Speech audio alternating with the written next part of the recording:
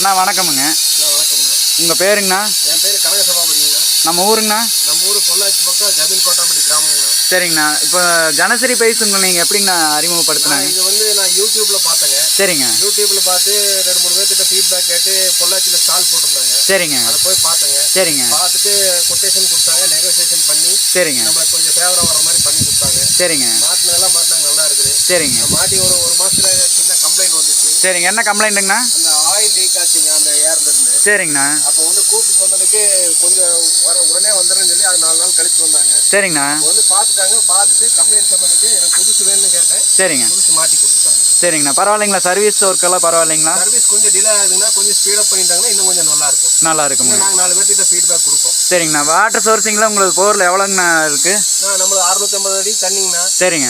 4 மணி நேரத்துக்கு ஒருக்கா டைமர் வச்சு செட் பண்ணியிருக்கிறோம். சரிங்கண்ணா. அப்படியே ஓடுதுங்கண்ணா. நீங்கள் பாருங்கள், தொட்டியில் தண்ணி நிறச்சிருக்குது. உங்களுடைய தொட்டி கெப்பாசிட்டி எவ்வளோங்கண்ணா வருது? 50,000 லிட்டருங்கண்ணா. சரிங்கண்ணா. 4 மணி நேரத்துக்கு ஒருக்கா ஓடும்போது உங்களுக்கு ஒரு நாளைக்கு எவ்வளோ தண்ணி கிடைக்குதுங்க? ஒரு நாளைக்கு வந்து ஒரு 10,000 லிட்டர் தண்ணி கிடைக்குதுங்க எனக்கு. 10,000 லிட்டர் தண்ணி. பாதி ஸ்டாக் வச்சுக்கிறேன்.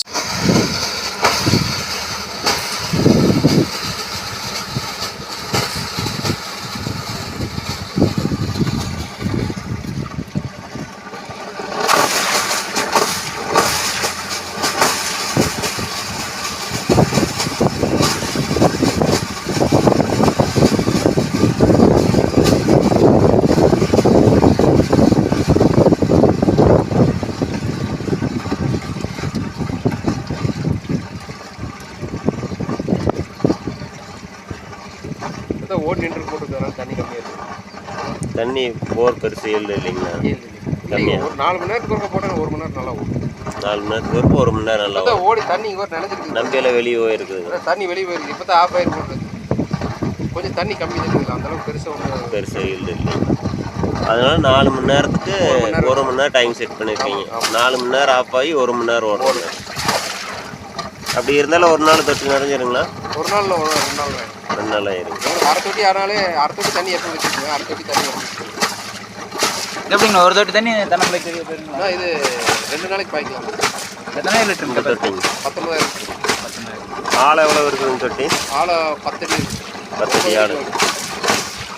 10க்கு 16 அடி நீளம். இது எப்படியே நான் ஸ்டாப் அடிச்சுட்டே இருக்கு. இதே மாதிரி அந்த 1 மணி நேரம் தண்ணி வாடி ஓடிட்டு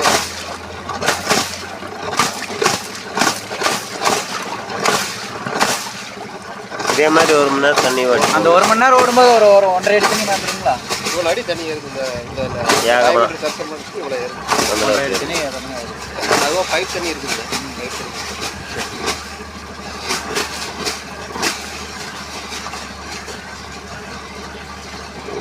சின்ன என்ன வரைக்கும் ஓடி இருக்குது.